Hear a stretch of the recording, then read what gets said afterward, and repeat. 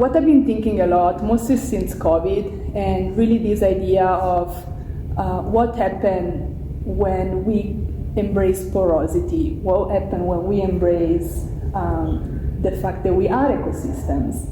And the chimera thing also speaks of kind of the other part that you mentioned in the indigenous knowledge. And I think as an artist,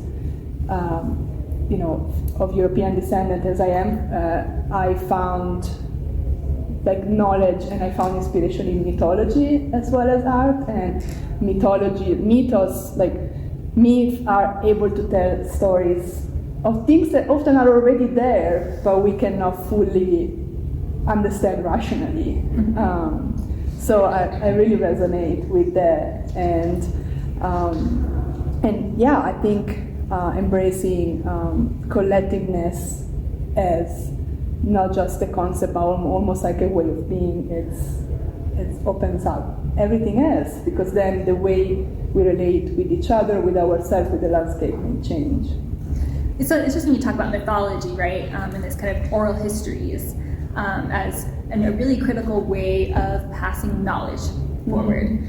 And I think in my PhD dissertation work, I had a professor in my ecosystem ecology course, and he was talking about, the foundations of ecology and when that started in, I think it was 1912 or something. Yeah. That's probably the wrong year, but with Arthur Tansley, and he was the founding father of ecology. And I was just like, what? These are principles you're talking about, the nitrogen cycle and the carbon cycle. Those are all practices that indigenous people have been doing since time immemorial. And just remember feeling very rebellious to that notion of these founding fathers of disciplines.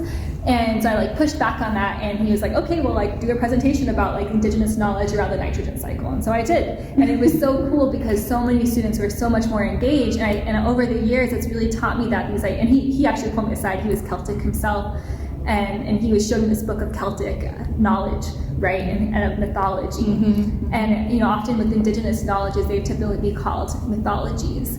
But I actually see it quite differently. I see that indigenous knowledge or mythologies have just gone through the ultimate peer review process of going through generations and generations and generations of peer review to be able to pass on accurate knowledge.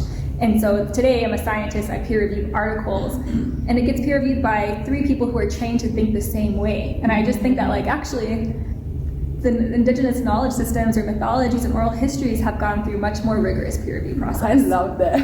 I really love that.